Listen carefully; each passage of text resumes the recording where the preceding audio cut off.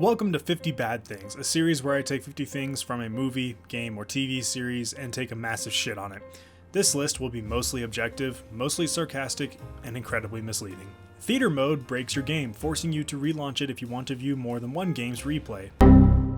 You can spam the intrinsic visor ability and eventually it will tell you where someone is. You can do this without any pickups or armor core upgrades. Halo Infinite launched with a total of 10 maps, a number that has now increased to 11. This is bisected into big team battle and arena 4v4 based map styles.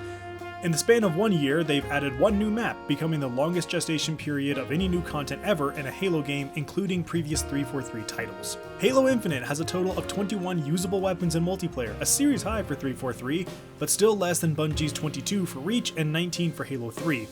Though it can be argued that was increased to 23 considering ODST added a few weapons. According to liveplayer.io, there is around 91,000 active Halo Infinite players with less than 18,000 playing consistently.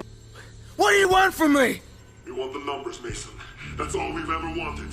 Forge mode has been delayed 3 separate times with a public beta that was set to release in August-September with no word on why that never happened.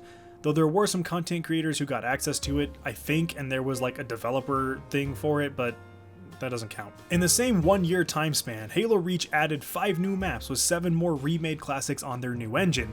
This is in stark contrast to Bungie's ongoing epic Destiny 2, which added 1 remade map in almost 3 years because Bungie hates us. Halo Infinite has one of the most unfortunate records in gaming history, and by that I mean it lost more than 2/3 of its peak player base within half a year, which is not a good sign for a live service game. There was a rumor that Infinite was originally meant to be a battle royale, a decision that received almost near universal backlash. And while this was denied and backtracked on, you really don't have to squint too hard to see the similarities in Infinite's quote open world unquote. And now with Last Spartan standing in the game, it's safe to say that it isn't far off from being a reality. Gareth Coker made the music for this game. Considering he's the immense talent behind the Ori games, this should be a pro and not a con, but considering the music for this game is so forgettable, it's a crime statistic instead. Craig, Cortana's redesign. Click.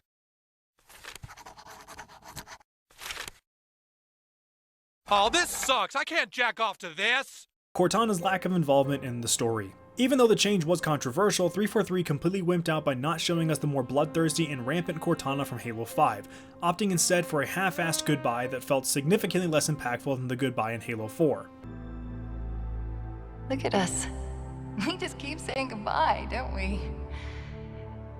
But this isn't an end. I'm not coming with you this time. What? Most of me is down there. It was my job to take care of you. We were supposed to take care of each other. And we did. Despite one amazing sequence, they wasted the pilot character. I can't even recall his name, that's how wasted he was. The game requires you to have played Halo Wars 2 in order to know who its villain is. Halo Infinite had the longest development cycle than any Halo before it. Let that one sink in. Crossplay barely works. The bolt shot skewer thing is so overpowered that it borders on fucking hilarity. 343 developed a Halo game not for Halo fans. Now normally this would actually be kind of a funny entry because I believe that evolution is essential to a franchise, but they literally hired people who hated Halo to make Halo. Weapon is not my wife in real life. One takes are fucking amazing. Just look at their usage in Senua or God of War to see how well they can be used in gaming medium. But it's not interesting when every single one take is just a medium camera orbit or a slow dolly. You use one takes, you might as well make it look interesting. All except one Spartan is killed off screen. The game is rated T for teen in order to make the audience broader. Normally this is great, but I don't know if you've ever met the gaming community. The graphics look like a downgrade compared to 343's other entries. Love 'em or hate 'em, Halo 4 and 5 look phenomenal even after all this time. But a softer game all around, including an updated art style, makes Halo Infinite look more like a modded version of Halo 3 as opposed to a showcase of the Series X's power. The alternate Forerunner villain sets up an interesting premise that has gone nowhere and only serves to remind us of the Guardians and Halo 5. Which is a wasted opportunity. Tartarus V2 is just Gary from Destiny 2, but somehow even less interesting. The boss fights are awesome, but the grapple shot's unlimited use in campaign makes them a breeze on even the hardest difficulty. No firefight. You can straight up never get certain collectibles if you miss them because you cannot replay story missions, a feature that has never been excluded from any other Halo game ever in history, including knockoffs like Spartan Assault, Halo Wars, and even mods like SPV3. No mod support. Remember how integral Arbiter, Fireteam Osiris, and Blue Squad were to the narrative setup in Halo 4 and 5? Well, forget that, because they are barely even mentioned in companion lore pieces and never mentioned once in the main campaign story that I can recall. Infinite has a total of 11 usable vehicles compared to Reach's 12, though it can be argued that the only fun one to use is the Wasp. I mean, that shit is just fun, even if it's just the Hornet with less team killing and less camaraderie. Infinite has the longest campaign completion time. Why is this a negative? Because half of it is just spent running around the open world to check off markers. 343 collaborated heavily with Ubisoft on designing the most pointless waypoint systems ever created by requiring you to clear landing zones. Much like climbing a tower in insert Ubisoft game here, it accomplishes next to nothing save for an achievement and a patch for your armor. Infinite is the most profitable Halo game to date thanks to its massive launch and the sale of a pair of cat ears on the store. Custom games breaks the game. Between failing to load lobbies and the UI not loading map selections, friends in the lobby, or carnage reports, it's hilarious. The campaign has to be downloaded separate from the base file on the game store. Why? I don't know. You can pick up ammo for the energy weapons in multiplayer. Now this makes no sense and it breaks power weapons by a huge margin, allowing you to go on massive kill streaks with nearly no opposition. Hit registration is still finicky a year after release. Is it as bad as it was at launch? No. Some 4v4 games can take place on maps that are far too big for the player count. Despite over 6 years in development, it launched with less content than any Halo in history, thanks to their decision to not include the campaign at launch, as well as removing Forge, Firefight, custom games at the time, and no replayability. Collecting certain accomplishments in campaign rewards you with a red camo for your weapons and a few weapon charms.